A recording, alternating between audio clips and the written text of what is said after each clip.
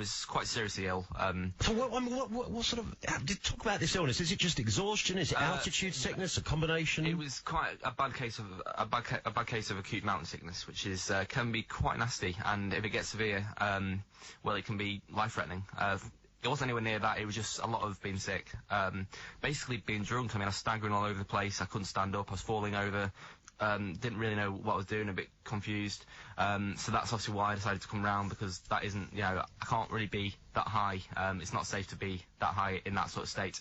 And then obviously got back down to the high camp. We kept on heading down to the Merrill, which is 5,300. By the time of there, I was absolutely knackered. I think it was a combination of exhaustion.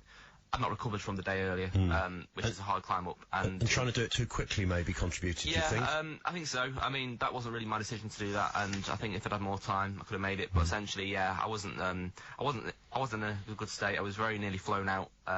Fortunately, I recovered the next day. I was fine, back to normal. And then we headed to...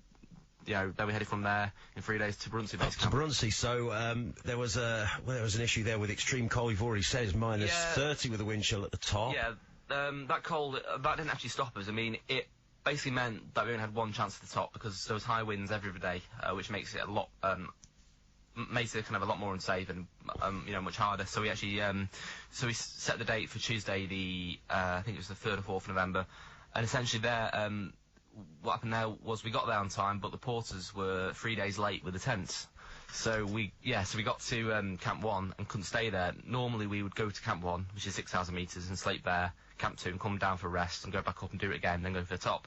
Well, essentially we went up to Camp 1, came down in one day, and then when we tried again, we literally went Camp 1, Camp 2 for the top, so we only had half the time, so we weren't really kind of acclimatised. When we set off for that, the conditions weren't great, but we set off anyway, it was safe enough. And basically, Phil and Paul, the other guys in the team, much more stronger than me, much more experienced. They turned around within 10 minutes of base camp and said, they'd had enough. So me and my leader, Francis, kept on going. I felt great, actually. I didn't get any illness. I mean, I was tired, understandably, because it's very, very hard days out.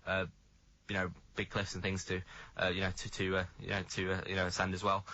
And then to Camp 2 the next day, and then 2 in the morning we set off from there, excited and kind of nervous as well, because I knew I had a very, very hard day ahead of me.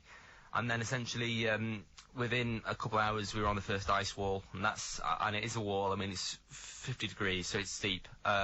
Every muscle in your body just screaming at you just to stop. And I think it kind of got the better of my kind of mental focus. Normally, I thought I was quite a kind of motivated person, but it saps strength out of you. And I knew I had 7 hours more to go to the top. Got to about 6,600, and I sort of knew that I could have made the top, but in this state, the chances are I wouldn't walk back down. And I knew how, plus I knew how from the week earlier, how tired I was on Merra, and how I was falling over, staggering over, being sick. You've got to be sensible, haven't you? You can't let ambition take over all common sense. No, it's always going to be hard, and you've got to,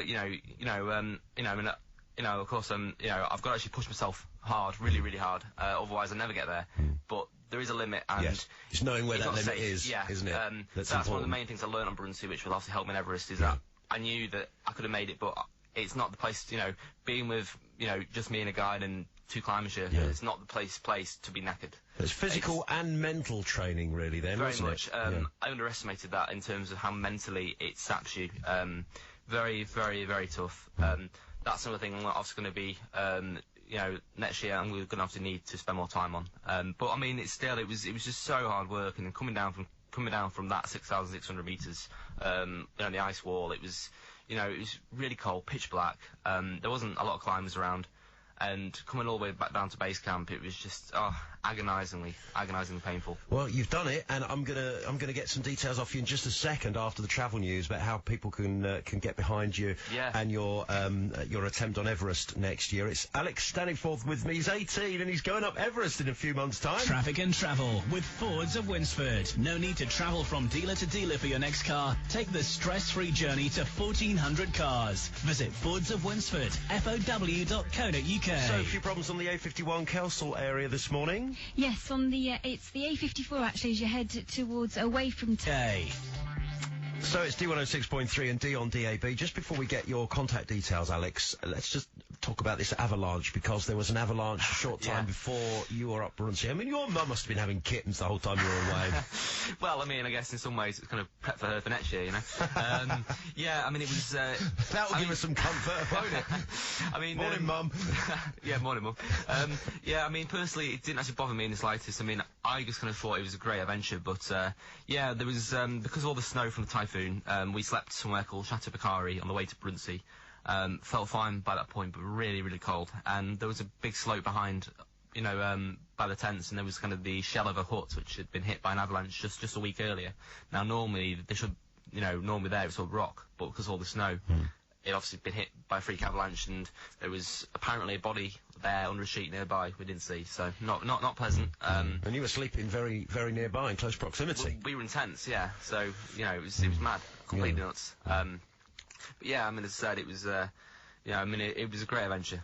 It's a reminder of the power of nature, the awesome power of nature, course, yeah. Isn't it? You know, and you know, it's man against nature, really, isn't it? And it's an individual person's physical ability and mental capacity to overcome it's like Everest will always the win. awesome power of Mother Nature. Yeah, absolutely. And plus, you know, next spring, I've got to really kind of up my game in terms of my prep, because Everest isn't very fair in a lot of people. You've got to be in the best shape of your life, and I've learned so much from this trip that I can turn that now into a kind of a success. I came home a bit unsure, but I've just kind of come back even stronger now and more spurred on to basically make it happen. And you'll be the youngest Briton ever to get up the southeast ridge of Everest, won't you? By the southeast ridge route, yeah. 18. So. Okay, so that's happening in the spring next year. End of March next year, and I've just secured a place in one of the best teams on the mountain as well. So awesome. That's great news. I know you've got lots of backing, lots of people behind you financially and so on.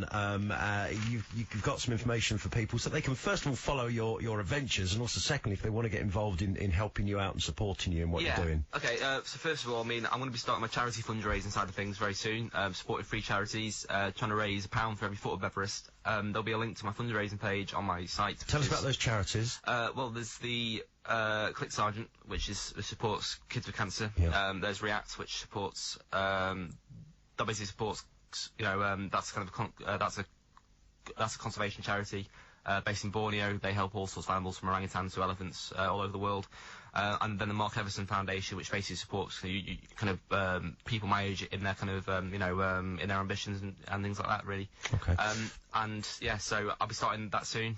So there's a link to that on my site, alexstaniforth.com. Okay. There's links to that to my social media, to my Facebook, to my Twitter, blog and things like that. So the first place to go is your website, really? Basically, yeah. alexstaniforth.com, that's STANIFORTH. Yes, bang on. Sorted. Yeah. Plus as well, I mean, of course, now I've, you know, I'm fortunate that you know, that I've got help off, you know, of six sponsors. So I've got my major sponsors, Tex Local, based in Pulford. They'll all be in the office now.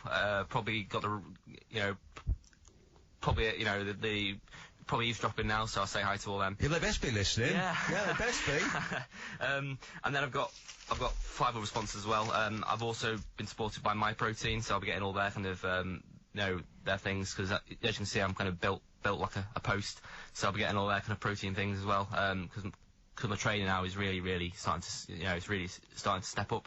And then essentially, I need more sponsors. I've got probably just short of £10,000 left to actually fund the climb. It's not cheap, but it's going to be worth every penny for me. So essentially, if any other firms or you know anybody, please get in touch. You know, I'd love to hear from you, and I just hope everybody can really get behind me and, you know, help me get to the top of the world, really. And, of course, you're raising money for those 3 charities you mentioned as well in undertaking this amazing adventure. Well, I wish you a safe and quiet and uneventful Christmas, you and your family. To be honest, I'm just going to be working on emails all the time and training in Scotland, so it's going to be a different one this year. You're going to be at home for the big day, are you, 25th December? Most likely. Yeah. I'm in Scotland for the rest of January, mostly, just training. But it's the best place to train. Well, have a nice week or two over the Christmas New Year period with your family. Just doing normal things. Just eat turkey and chocolates and have a drink. That bit sounds good. Yeah. Great to see you. We'll catch up in the new year before you head off to Everest. Sounds good. Alex Staniforth. The Breakfast Show with Lucas Dacier Chester. Come and see the new Dacier Duster, offering supersized space for super mini price.